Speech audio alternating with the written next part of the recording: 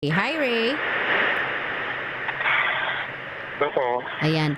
Love, hanap ka ng medyo tahitahimik na lugar. Parang lumabas ka pa ata. dito pa kasi ako sa trabaho, mami. Kaya hindi ka makalipat. O, sige, pagtsagaan na natin yan, Ray. Malakas talaga yung ulan eh. Sige, anong problema ni Nandito kasi Ray? ako eh. Ano bang problema, Love? At napatawag po sa Usapang LDR. Actually po, wala naman po problema eh. Okay. Ang ano lang sa amin dalawa kasi malayo siya sa La Union siya. Oh. Tapos, once a month lang kami nagkikita. Okay. Wala din siyang Facebook, ganun. Bakit Text wala lang siyang sa Facebook? tawag. Oh, bakit wala siyang Facebook? Di siya gumawa. Hindi siya gumawa? Okay. Ilang buwan na ba kayo together o ilang taon na kayo together? 4 years. Okay. Isa po akong bisexual. Okay.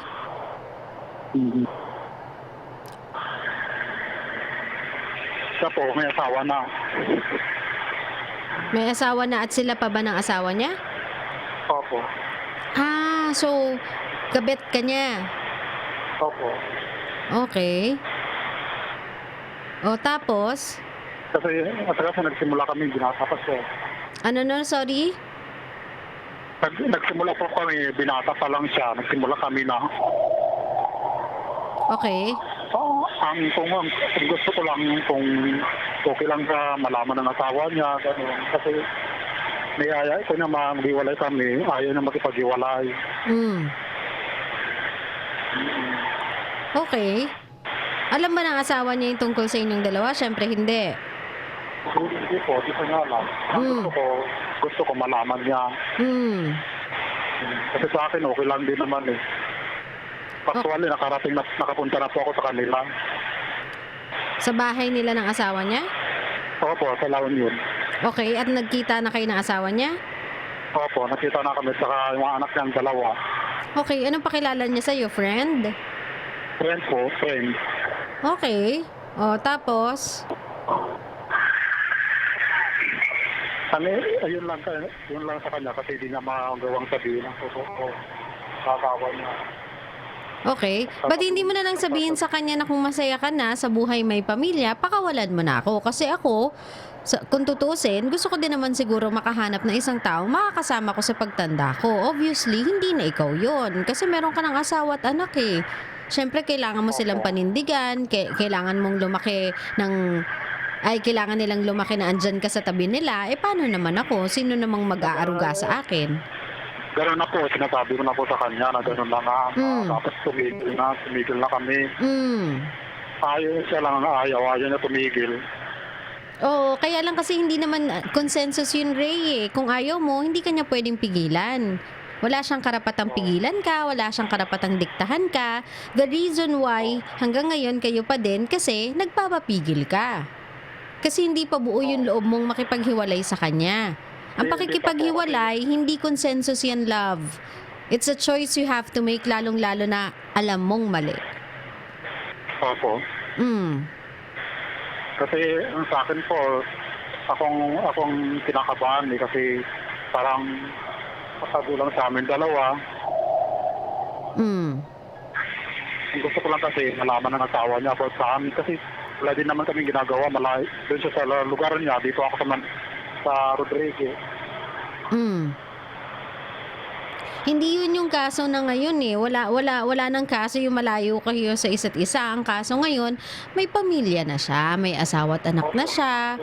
O diba? At ito yung isang bagay na hindi niya dapat tinatago sa asawa niya at ito yung makakapanakit sa mga anak niya pag nagkataon. Oo. Okay. So kung meron kang gustong itanong sa akin, love, ano bang gusto mong tanong sa akin, love? Ano po bang dapat kong gawin para makausap ko ng maayos, makumpinsin ka na sila na namin ng ganito? Sorry?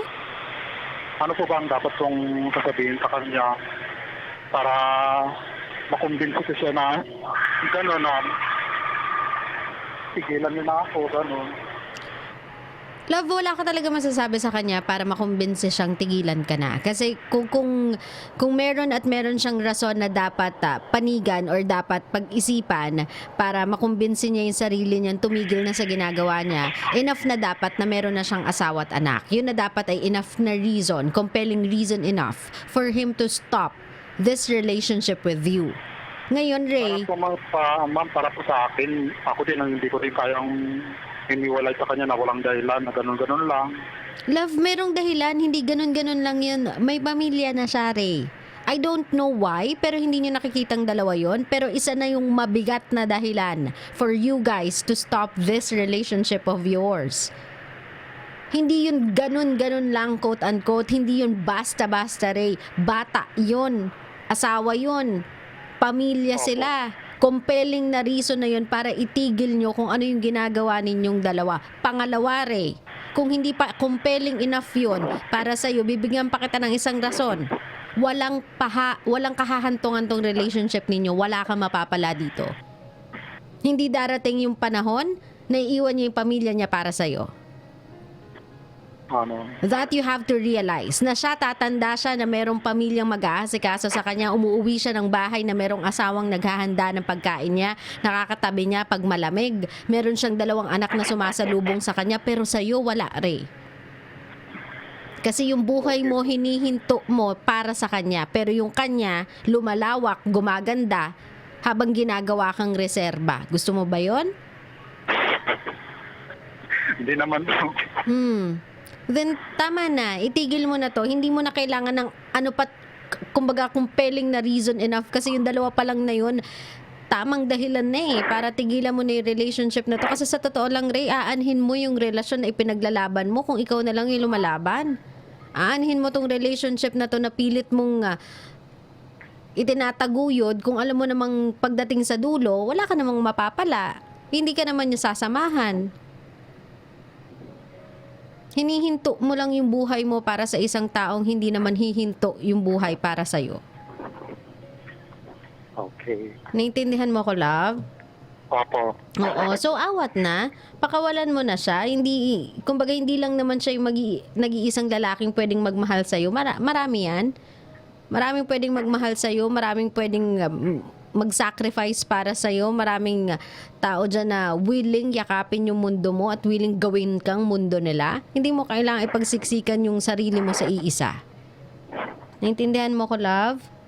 Opo. Ngayon, kung meron kang gustong sabihin dito sa lalaking to na medyo samkay na mapanggamit, yung tipong niloloko, madaming tao na, madaming taong sinasaktan, madaming taong niloloko.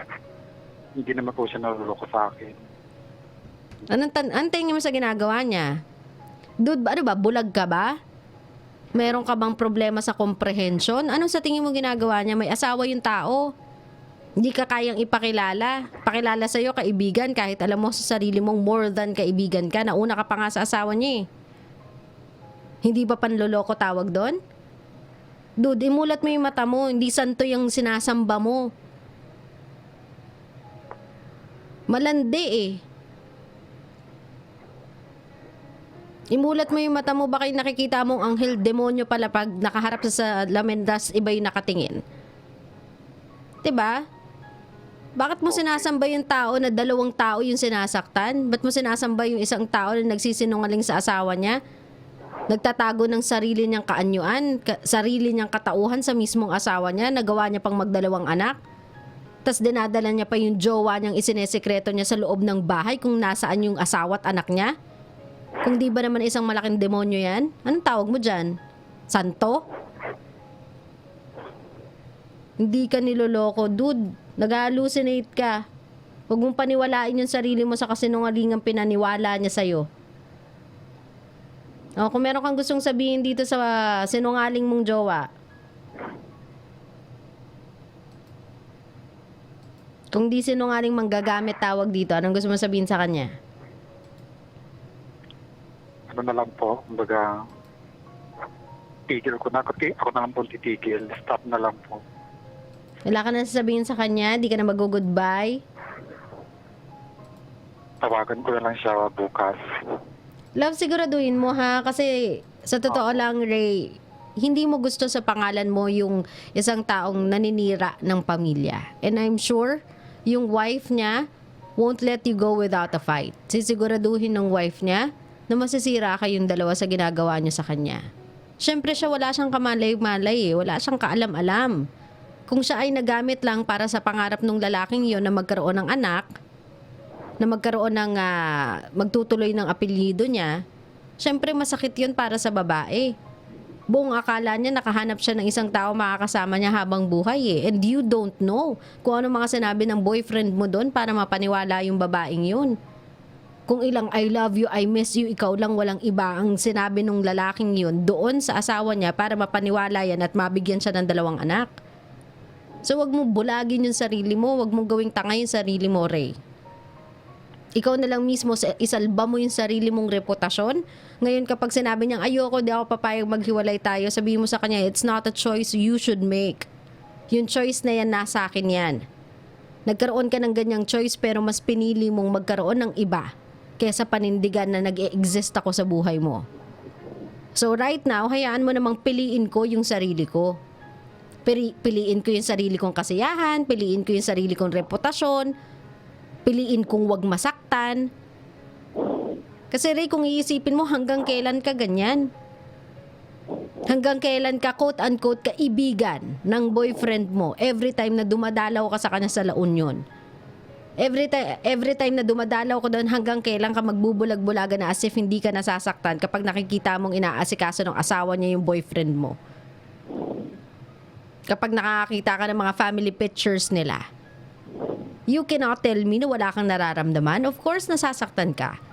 So, tanungin mo yung sarili mo, hanggang kailan ko to gagawin? 'Di ba? And why? Bakit ko kailangan itong tiisin? Kung nasasaktan na ako at wala naman siyang pakialam kung ano yung nararamdaman ko kasi dito niya pa nga ako pinapatuloy sa mismong bahay pa nila, di mas maganda nang wala na lang kami. Kasi parang ako na lang yung nag-iisip ng mararamdaman niya pero siya hindi niya na naiisip yung nararamdaman ko. Naiintindihan mo ko, Ray? Opo. I'm not saying all these things for that guy. I'm not saying all these things para saktan ka. I'm saying this para tapusin na yung sakit na nararamdaman mo na ikaw mismo ang gumagawa para sa sarili mo. Ray, I want you to be free. I want you to be happy. Kung makikipagrelasyon ka dun sa taong ikaw ang pinipili. Ikaw yung pinagmamalaki. Hindi sa isang taong tinatago ka ng husto. Naiintindihan mo ko, love? Okay po. Naintindihan ko po. Sige, Ray, maraming salamat for calling my program and I hope makalaya ka na sa relasyon na yan na ikaw na lang yung naniniwala.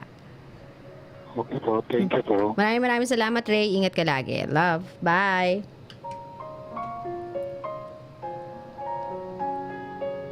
Kabisyo, hindi dito question kung mahal mo o hindi.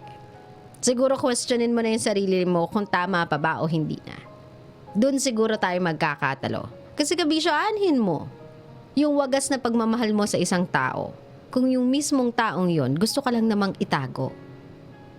Tanungin mo na din yung sarili mo while you are on it. Hanggang kailan ka ganyan? Hanggang kailan mo titiisin na tinatago ka niya? Hanggang kailan mo titiisin yung pakiramdam na yung taong mahal mo, iba ang katabi sa pagtulog?